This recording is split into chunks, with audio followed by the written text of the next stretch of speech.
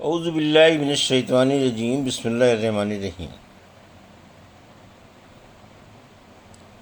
الحمد للہ رب العالمین، والصلاة والسلام علی سید المرسلین وخاتم النبیین، اما بعد۔ صحیح بخاری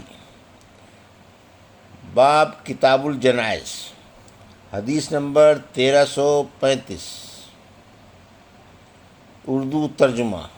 نماز جنازہ میں سورہ فاتحہ پڑھنا ضروری ہے، اور امام حسن بصری رحمۃ اللہ علیہ نے فرمایا بچے کی نماز جنازہ میں پہلے سورہ فاتحہ پڑھی جائے، پھر یہ دعا پڑھی جائے، اللہم اجعلہ لنا فرطن و سلفن و اجرا۔ یا اللہ اس بچے کو ہمارا امیر سامان کر دے اور آگے چلنے والا، ثواب دلانے والا۔ ہم سے محمد بن بشار نے بیان کیا، کہا کہ ہم سے غنزر محمد بن جعفر نے بیان کیا، کہا کہ ہم سے شعبہ نے بیان کیا، ان سے سعد بن ابراہیم نے اور ان سے طلحہ نے، کہا کہ میں نے ابن عباس رضی اللہ عنہ کی اقتداء میں نماز جنازہ پڑھی۔ دوسری سند، ہم سے محمد بن کثیر نے بیان کیا، کہا کہ ہمیں سفیان سوری نے خبر دی، انہیں سعد بن ابراہیم نے، انہیں طلحہ بن عبداللہ بن عوف نے، انہوں نے بتلایا کہ میں نے ابن عباس رضی اللہ عنہ کے پیچھے نماز جنازہ پڑھی تو آپ نے سورہ فاتحہ ذرا پکار کر پڑھی، پھر فرمایا تمہیں معلوم ہونا چاہیے کہ یہی طریقہ نبوی ہے۔ حدیث نمبر 1336، اردو ترجمہ۔ مردے کو دفن کرنے کے بعد قبر پر نماز جنازہ پڑھنا۔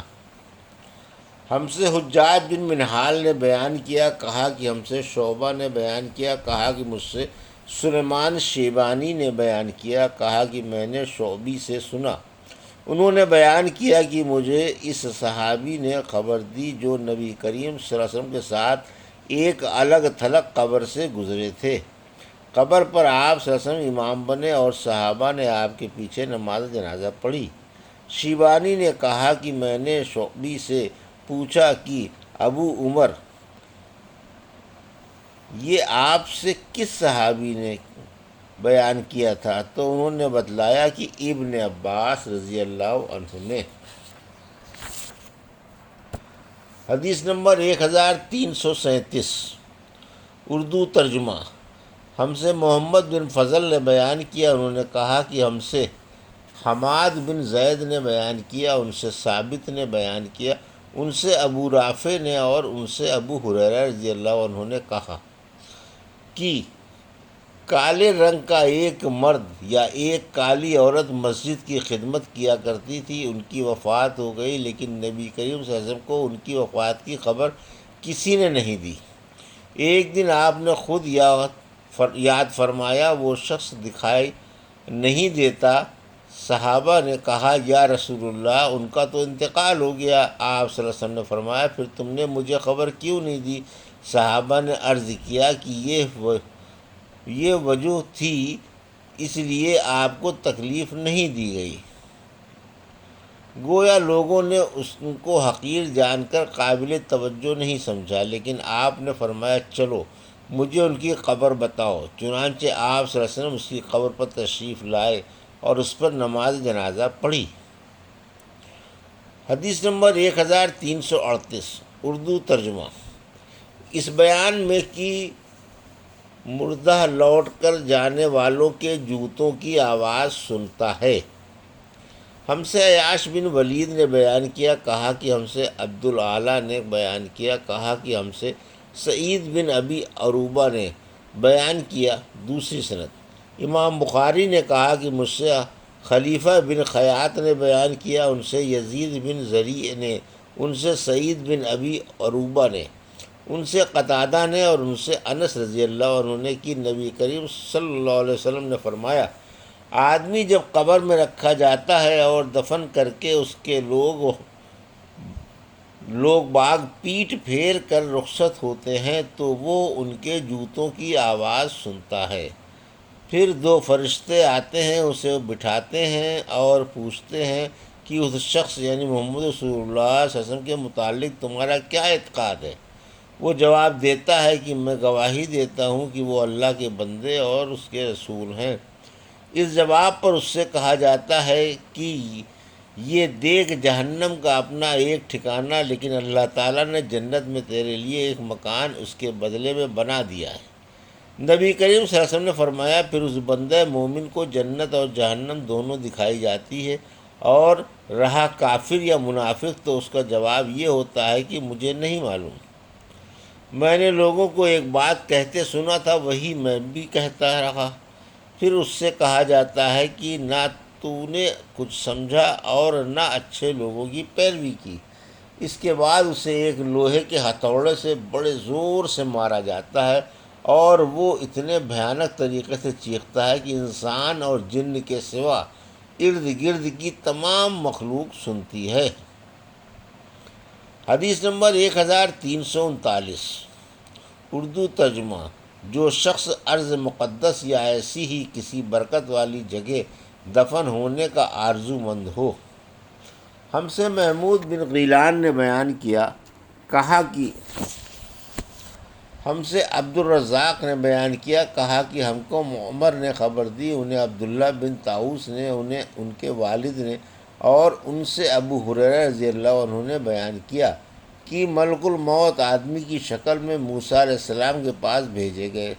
وہ جب آئے تو موسیٰ علیہ السلام نے نہ پہچان کر انہیں ایک زور کا تماچا مارا اور ان کی آنکھ پھوڑ ڈالی۔ وہ واپس اپنے رب کے حضور میں پہنچے اور عرض کیا کہ یا اللہ، تو نے مجھے ایسے بندے کی طرف بھیجا جو مرنا نہیں چاہتا۔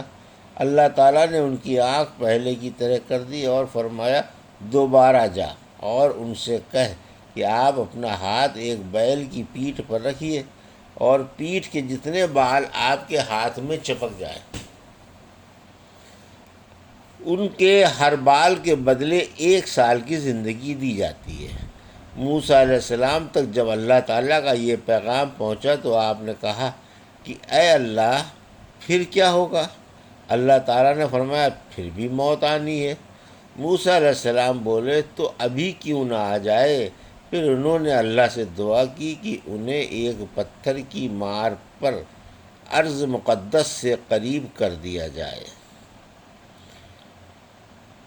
ابو ہریرہ رضی اللہ عنہ نے بیان کیا کہ نبی کریم صلی اللہ علیہ وسلم نے فرمایا، اگر میں وہاں ہوتا تو تمہیں ان کی قبر دکھاتا کہ لال ٹیلے کے پاس راستے کے قریب ہے۔ حدیث نمبر 1340، اردو ترجمہ۔ رات میں دفن کرنا کیسا ہے؟ اور حضرت ابوبکر صدیق رضی اللہ عنہ رات میں دفن کیے گئے۔ ہم سے عثمان بن ابی شیبہ نے بیان کیا، کہا کہ ہم سے جریر نے بیان کیا، ان سے شیبانی نے، ان سے شعبی نے، اور ان سے ابن عباس رضی اللہ عنہ نے بیان کیا کہ نبی کریم صلی اللہ علیہ وسلم نے ایک ایسے شخص کی نماز جنازہ پڑھی جن کا انتقال رات میں ہو گیا تھا، وہ اسے رات ہی میں دفن کر دیا گیا تھا۔ آپ صلی اللہ علیہ وسلم اور آپ کے اصحاب کھڑے ہوئے اور آپ صلی اللہ علیہ وسلم نے ان کے متعلق پوچھا کہ یہ کن کی قبر ہے؟ لوگوں نے بتلایا کہ فلاں کی ہے، جسے کل رات ہی دفن کیا گیا ہے۔ پھر سب نے دوسرے روز نماز جنازہ پڑھی۔ حدیث نمبر 1340، اردو ترجمہ۔ قبر پر مسجد تعمیر کرنا کیسا؟ ہم سے اسماعیل بن ابی اویس نے بیان کیا، کہا مجھ سے امام مالک نے بیان کیا، ان سے حشام بن عروہ نے، ان سے ان کے باپ نے، اور ان سے حضرت عائشہ رضی اللہ عنہا نے کہ جب نبی کریم صلی اللہ علیہ وسلم بیمار پڑے تو آپ کی بعض بیویوں ام سلمہ رضی اللہ عنہ اور ام حبیبہ رضی اللہ عنہ نے ایک گرجے کا ذکر کیا جسے انہوں نے حبشہ میں دیکھا تھا، جس کا نام ماریہ تھا۔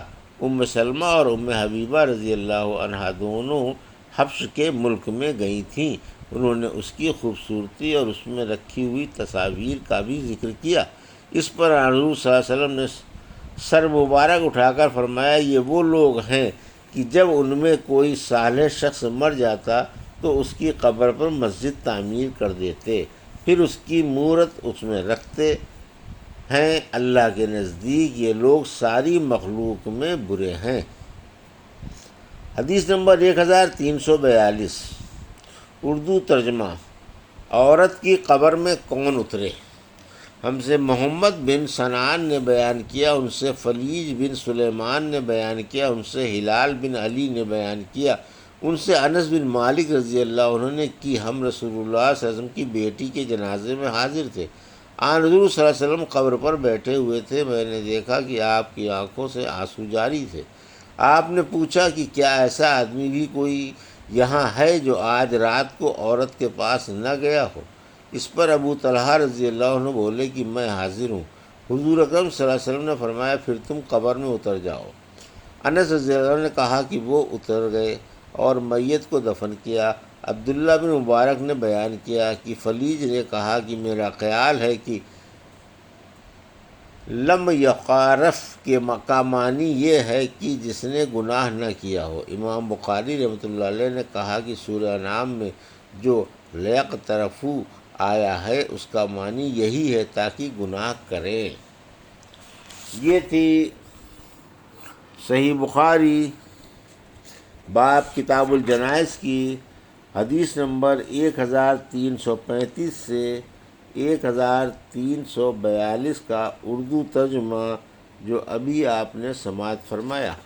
اللہ سے دعا ہے کہ اللہ ہمیں ان حدیثوں کی صحیح سمجھ عطا فرما اور ان پر عمل کرنے کی توفیق عطا فرما، آمین یا رب العالمین۔